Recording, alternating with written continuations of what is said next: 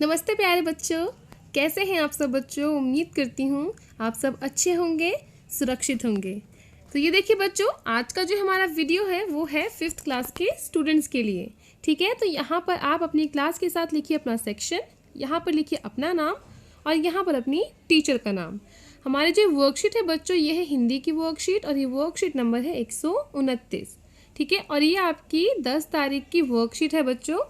और आपकी जो हिंदी की पुस्तक है रिमझिम, उसका जो पाठ है वे दिन भी क्या दिन थे, ये वर्कशीट उसी पाठ पर आधारित है। इस पाठ पे यानी जो वे दिन भी क्या दिन थे जो पाठ है आपका, इस पर हमारी बहुत सारी वर्कशीट हम पहले ही कर चुके हैं। ठीक है, तो ये उसके आगे की वर्कशीट है। तो चलिए बच्चों, हम अपना आज का ये वीडियो शुरू कर लेते हैं। ये देखिए बच्चों, क्या आप जानते हैं कि 10 दिसंबर का दिन प्रत्येक वर्ष अंतर्राष्ट्रीय मानवाधिकार दिवस के रूप में मनाया जाता है। यह सभी मनुष्यों को उनके अधिकारों के प्रति जागरूक करने के उद्देश्य से मनाया जाता है।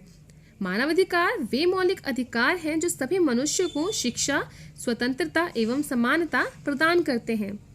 इन अधिकारों के अनुसार किसी भी व्यक्ति के साथ जाति, वर्ण, लिंग, भाषा, धर्म, राजनीति या अन्य विचार प्रणाली, किसी देश या समाज विशेष में जन्म, संपत्ति या किसी प्रकार की अन्य मर्यादा आदि के आधार पर भेदभाव नहीं किया जा सकता। तो यहाँ देखिए बच्चों, जैसा कि अभी आपने सुना, अब यहाँ पर देखिए अभी चित्र, यहाँ पर लिखा है 10 दिसंबर 2020 ह्यूमन राइट्स डे। ठीक है, तो आज के दिन को विश्व भर में अंतर्राष्ट्रीय मानवाधिकार दिवस के रूप में मनाया जाता है। तो ये दिवस मनाने का उद्देश्य क्या है बच्चों? ये दिवस मनाने का उद्देश्य ये है कि लोगों में जागरूकता फैलाई जाए कि हम सभी को समान अधिकार प्राप्त है। हम किसी के भी साथ उनके रंग, उनके धर्म, उनकी जाति, ठीक है, उनके वर्ण, इन सब चीज़ों के आधार पर उनके साथ भेदभाव नहीं कर सकते। किसी भी इंसान को अपने समाज में, अपने देश में हर वो अधिकार प्राप्त है जो किसी और अन्य नागरिक को प्राप्त है। हम किसी भी इंसान के साथ, किसी भी दूसरे नागरिक के साथ भेदभाव नहीं कर सकते, किसी भी आधार पर नहीं। वो किसी भी जाति का हो, किसी भी वर्ण का हो, किसी भी लिंग का हो, ठीक है, उसका कोई भी पॉइंट ऑफ व्यू हो, ठीक है, उन सब के आधार पर भी हम किसी के साथ किसी भी तरीके का कोई भेदभाव नहीं कर सकते हैं। अधिकार सभी को बराबर मिले हैं, चाहे वो अमीर हो चाहे गरीब। संपत्ति के आधार पर भी हम किसी के साथ भेदभाव नहीं कर सकते हैं। तो इन्हीं सब चीज़ों के बारे में अवेयरनेस के लिए, ये जागरूकता फैलाने के लिए लोगों के बीच में कि हमारे मौलिक अधिकार क्या क्या हैं और हमारे मौलिक अधिकार की हमें रक्षा किस प्रकार करनी है, यही चीज़ जानने के लिए, इन्हीं चीज़ों के बारे में जागरूकता फैलाने के लिए 10 दिसंबर के रूप में, 10 दिसंबर के दिन अंतर्राष्ट्रीय मानवाधिकार दिवस के रूप में मनाया जाता है।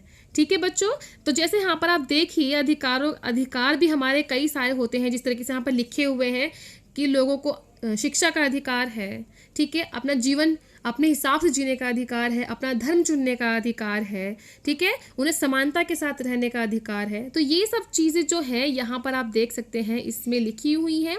ये मोटे मोटे पॉइंट्स हैं, इनके अंदर बहुत सारी चीज़ें होती हैं बच्चों, बातें होती हैं। तो ये आप जान लीजिए, ये समझिए, याद रखिए हमेशा कि आज के दिन को यानी 10 दिसंबर को अंतर्राष्ट्रीय मानवाधिकार दिवस यानी ह्यूमन राइट्स डे के रूप में मनाया जाता है विश्व भर में। ठीक है बच्चों, चलिए अब हम आगे बढ़ते हैं। तो ये देखिए बच्चों, हमारी इस वर्कशीट का जो आज का विषय है वो है उपसर्ग एवं पत्र। ठीक है, तो यहाँ पर हम पढ़ेंगे उपसर्ग के बारे में। चलिए हम जान लेते हैं बच्चों ये क्या है। प्यारे बच्चों, आपने वे दिन भी क्या दिन थे पाठ पढ़ा। यह पाठ एक विज्ञान कथा है। विज्ञान शब्द दो शब्दों के मेल से बना है, वि जमा ज्ञान। इसी प्रकार कुछ अन्य शब्द भी हैं, जैसे निरोग, निवेश, निडर। इन शब्दों में नी शब्द आंश, रोग, वेश और डर शब्दों के आगे जुड़ा है। जैसे कि हम यहाँ पर देख सकते हैं, रोग शब्द के आगे जुड़ा है नी, फिर वहीं वेश शब्द के आगे जुड़ा है नी, और यहाँ पर डर शब्द के आगे जुड़ा है नी। ठीक है, इन शब्दों के आगे नी जुड़ने से इन तीनों शब्दों का अर्थ बदल गया है। तो ये देखिए बच्चों, जब इन शब्दों के आगे नी उपसर्ग लग गया, रोग शब्द है जो वेश शब्द है, डर है, इन शब्दों के आगे जब नी उपसर्ग लग गया तो इन शब्दों के अर्थ बदल गए। जैसे डर जो था वो निडर में बदल गया, तो इसका अर्थ ही चेंज हो गया। जो डर था जब वो शब्द निडर बन गया तो इसका अर्थ ही चेंज हो गया। ठीक है, तो यहाँ देखिए बच्चों, वे शब्द या शब्दांश जो किसी शब्द से पहले जुड़कर उसके अर्थ को बदल देते हैं उपसर्ग कहलाते हैं। उपसर्ग बच्चों हमेशा किसी शब्द के पहले लगता है। जैसे डर से पहले लगा है नी, तो जो नी लगा है वो उपसर्ग है। ठीक है, तो जैसे आप यहाँ पर उदाहरण देख सकते हैं कुछ, सु जमा गम, सुगम। ये जो सु है इसमें सुगम शब्द में सु जो है वो है उपसर्ग। उपसर्ग हमेशा शब्द के आगे लगता है। इसी तरीके से ये देखिए, उप जमा वन, तो जो वन शब्द है इसके आगे लगा बच्चों उप। ठीक है, और ये उप जो है ये एक उपसर्ग है, ये बन गया उप जमा वन, उपवन। तो इस प्रकार इन शब्दों के आगे जब ये उपसर्ग लग गए तो इन शब्दों के अर्थ ही बदल गए। ठीक है, चलिए इनको हम और बेहतर तरीके से समझते हैं प्रश्न 1 में। तो यहाँ देखिए बच्चों, पढ़िए, समझिए और उपसर्ग शब्दों का प्रयोग करते हुए तालिका को पूरा करने का प्रयास कीजिए। यहाँ पर देखिए बच्चों, बहुत ही अच्छी इंटरेस्टिंग एक्टिविटी है। यहाँ पर देखिए हमको दे रखे हैं एक कॉलम में उपसर्ग। ठीक है, फिर उसके बाद इस कॉलम में देखिए यहाँ पर हमको दे रखे हैं मूल शब्द। ये जो शब्द हैं ये मूल शब्द हैं, इनके अर्थ हैं, इनके अपने एक अर्थ हैं। ऐसे नहीं है कि किसी भी शब्द को उठाया और उसके सामने जो वर्ड है या कोई भी अक्षर है वो उपसर्ग हो गया उसका, नहीं। उपसर्ग से बाद में जो शब्द होते हैं तो वो मूल शब्द होना चाहिए, उसका कोई अर्थ होना चाहिए। ठीक है, तो चलिए बच्चों यहाँ पर देखिए, उपसर्ग और मूल शब्द को जब जोड़ दिया गया, ठीक है, जब उनको जोड़ दिया गया तो नया शब्द बना और उस शब्द का नया अर्थ भी बन गया। तो जैसे यहाँ पर देखिए, वी उपसर्ग है और चार शब्द है, जब इनको जोड़ दिया गया तो ये बन गया विचार। ठीक है, ये नया शब्द बना ना, बिल्कुल नया शब्द विचार। उसी तरीके से ये देखिए, उप एक उपसर्ग है और हार एक शब्द है, जब इनको हमने मिला दिया, जब इनको जोड़ा गया तो ये नया शब्द क्या बना, उपहार। ठीक है, उपहार मतलब तोहफा। उसी तरीके से यहाँ देखिए, एक है सु और उसमें जब ये सु जो है ये उपसर्ग है बच्चों, फिर इसमें जब हमने मन जोड़ा तो ये क्या बन गया, सुमन। और ये सुमन बिल्कुल ही नया शब्द है। मन देखिए, मन अलग शब्द है, जब उसमें सु प्रत्यय उपसर्ग हमने जोड़ दिया तो ये क्या बन गया, ये बन गया सुमन। सुमन का अर्थ क्या होता है बच्चों, सुमन का अर्थ होता है फूल। अब इसके बाद देखिए यहाँ पे है नी उपसर्ग और उसमें जोड़ा हमने रोग। रोग एक शब्द है, रोग का मतलब आप सबको पता है। जब हमने इसमें नी उपसर्ग जोड़ दिया तो ये बन गया निरोग। बन गया ना, बिल्कुल नया शब्द। उसी तरीके से यहाँ देखिए, ये है बे, ये एक उपसर्ग है बच्चों। उस पर जो हमने मतलब जो वर्ड है, जो शब्द है, माफ कीजिएगा, जो शब्द मतलब है उसको हमने इसमें जोड़ दिया तो ये बन गया मतलब, बेमतलब। ठीक है, तो ये बे जमा मतलब, तो नया शब्द क्या बना, बेमतलब। इसी तरीके से बच्चों यहाँ पर देखिए अन्य उदाहरण अब हमें देने हैं, कुछ उदाहरण हमको दे रखे हैं। तो इन्हीं उपसर्गों को उपयोग करते हुए हमें नए नए उदाहरण देने हैं नए नए शब्दों के। तो चलिए हम यहाँ पर अपने नए नए शब्द लिख लेते हैं इन्हीं उपसर्गों का इस्तेमाल करते हुए। वी, उप, सु, नी, बे। ठीक है, तो इन्हीं उपसर्गों का इस्तेमाल करते हुए हम नए शब्द बनाकर यहाँ पर लिखते हैं। तो चलिए बच्चों हम शुरू करते हैं। तो बच्चों यहाँ देखिए, अब इन्हीं उपसर्गों को इस्तेमाल करते हुए हमने यहाँ पर नए शब्दों का निर्माण किया है। जो नए शब्द हैं हमने उनके यहाँ पर उदाहरण दिए हैं।